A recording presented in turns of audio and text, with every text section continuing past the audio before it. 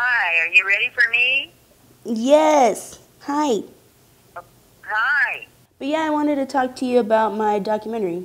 You know, we never really went into depth about the commercial. My experiences? Yeah, we didn't ever really talk about it. My life as a victim? Yeah. Yeah, that's what it is. It's having a life that you're victimized. I was victimized for many years. And I wasn't the only one. Grammy, I'm talking about the commercial sexual exploitation. Like, I don't mean child molestation. Well, I didn't know that.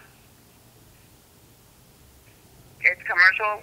Yes. No, this one's not commercial. I'm not talking about child molestation. You're not? Okay. No. I'm talking It's about... all the same. It's all the same. It's No. not, it can't be any different. Yes, it is. Nobody paid money, but it was like being held as a slave. And when you talk about being paid, we all paid the price. We all did.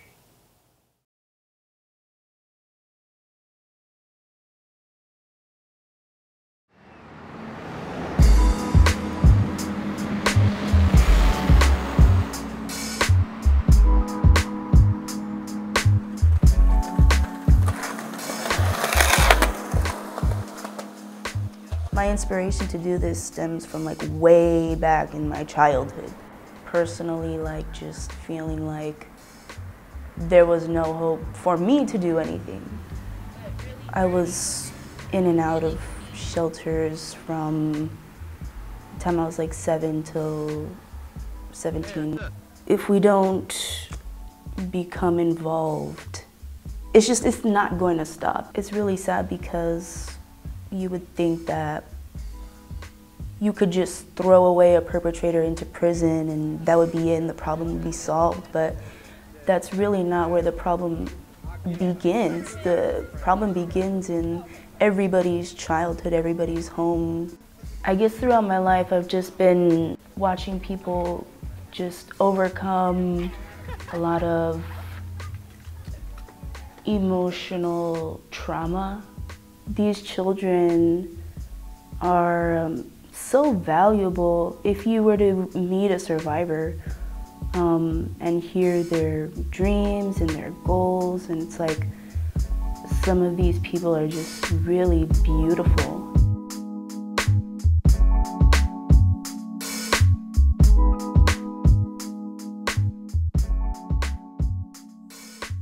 Abortion led to destruction. I was so very young, didn't know who I was. Self-esteem was so low, yeah. Didn't know where to turn, I felt misunderstood. A fatherless daughter trying to make it in the hood. Everything was not all good, yeah.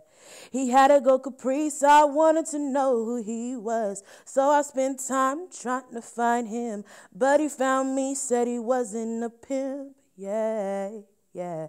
But we can get some money real quick, all I had to do was rob a few tricks. But the lies he told would slowly unfold, yeah.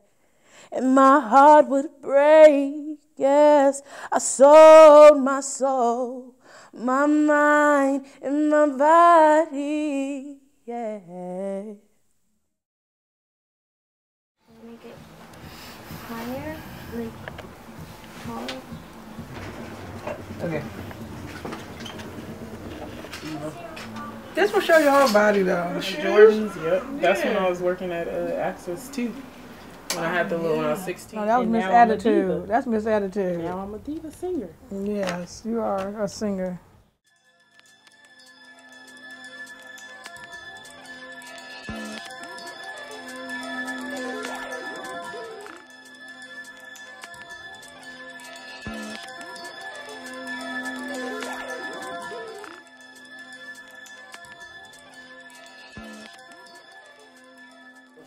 And then as you got older, what was it?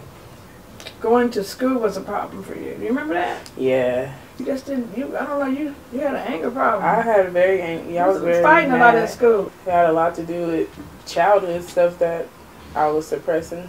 I also remember trying to figure out what's wrong with you during that time, and you were nothing. I was very nonchalant. I'm like, how am I going to help you? You don't have to. I don't need your help. I think that's why I had to get into prostitution and that lifestyle, so to humble me, to make me care. Because while I was in the lifestyle, of course, I built walls that nobody could break. But afterwards, in the dream and the incidents like that, it really brought my emotions up, and it really helped me realize why I felt the way I felt and why I was doing the things that I was doing. Well, life is full of surprise and disappointment, so you have to roll with them and get knocked down and get back up. Get back up. Dust your shoulders off. Okay. Wonderful. Are you guys helping people and telling people to come eat and get goodies? See? See? Okay. ¿Te lo vas a poner ahorita? Oh, okay. Oh, okay. Can you give back for the people that would you like a condom? Okay. How you doing? It's very good, cranberry. You hungry? You want a gift bag? Okay. You want to come over here? Would you like a condom? No, I've been told. The biggest misconception, in my opinion, is that it's a choice. Many people close to me or that I know still believe that it's a choice. So I'll repeat, it's not a choice for anyone that's a child.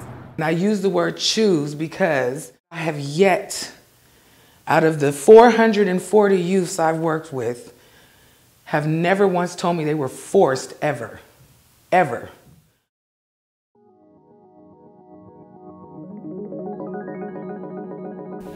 I am here today to voice my opinion in aspects of this so-called human trafficking. People go off of what everyone says. They don't actually want to hear the truth from the people in the situation that are actually working.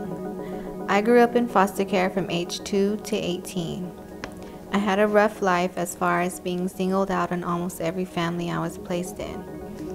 How I got involved in working is when I needed extra money to provide for my child and maintain my everyday bills. Everything was piling up, so I took it upon myself to find a way to get a steady income. Foster care has affected my life in many ways. I'm always scared that anyone around me will abuse me or molest me. Foster kids need more support as to giving them a sense of meaning, giving them a sense that there are people who actually want to help them and take care of them.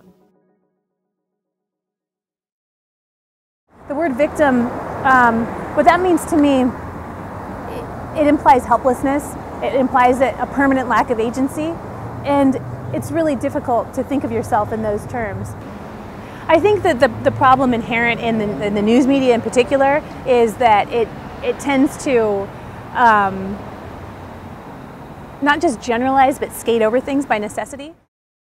She was punished. Snatched from the safety of her neighborhood and sold for sex. Sex trafficking. Powerless children sexually exploited. Child sex victim. She was raped, kidnapped, and had a gun put to her head. No sex, no food. Jessica was arrested and sent to juvenile hall 3 days. It's really difficult to explain what sex trafficking is. It's been used as a buzzword that for so long that just really skates over everything. Everybody knows that, you know, prostitution is linked to human trafficking in a lot of ways in our society. Prostitution and human trafficking should not be collided. Human trafficking is like when, you've seen SVU, they bring over those big lockers with 30 Asian girls in it from China. There's buckets for them to use the bathroom. They're brought here to be sold to people for $50,000, $20,000. That is human trafficking. These girls posting on Craigslist and Backpage, that's them getting their money. That's called prostitution. It's a big difference. Human trafficking, it spurs a lot of emotion. And again, it ties back to something that is foreign, something that's not happening here.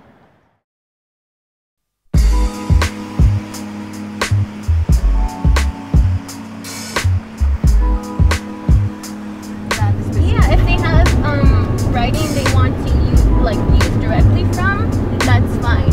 You know, it's really open. We just wanted to have them write about something, just an aspect that they particularly want to share. Human trafficking doesn't have any border. I mean, they do here and they do everywhere. My name is Alma Tucker, and I'm the president of Red Binacional de Corazones in Tijuana and International Network of Hearts in San Diego. We opened the first shelter in Baja California and the first one out of Mexico City. Como un día sin el sol, como una noche sin estrellas. Así quiero dejar mi pasado atrás. Así quiero sanar el cuchillo con el cuchillo profundo, sacando los gusanos que me comen el alma. A mis 8 años fui abusada por mi papá, maestro y un amigo de mi papá. Yo tenía miedo de denunciar a mi papá porque tenía miedo de destruir a mi familia. We have cases then the mom was involved, for example, and she has to face them, and the mother in their face said, you liar, I never did that. And it's like their whole world in that moment fall apart. One time I remember one of them told me, Alma, they don't even know us. And they care for me. And my own family don't care, but these people care for me. They feel the love, you know, and yes, we told them, it's a lot of people out there, then they really care for you guys.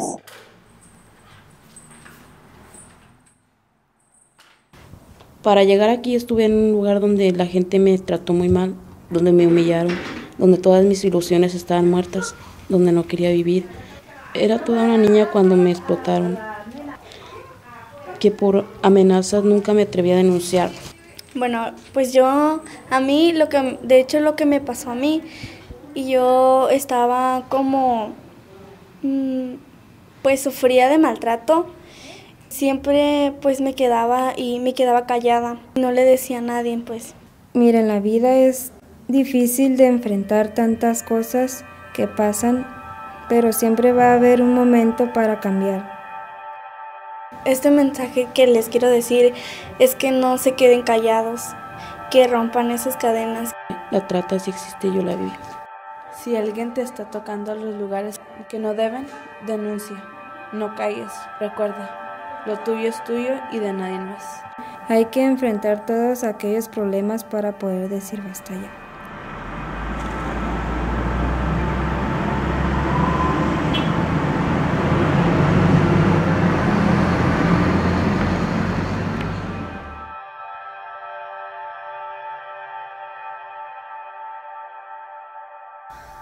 I am creating a documentary on behalf of survivors to educate the general public on the urgent need of support for these youth. I also hope to bring awareness to youth on the many different ways that we all can positively influence our global community.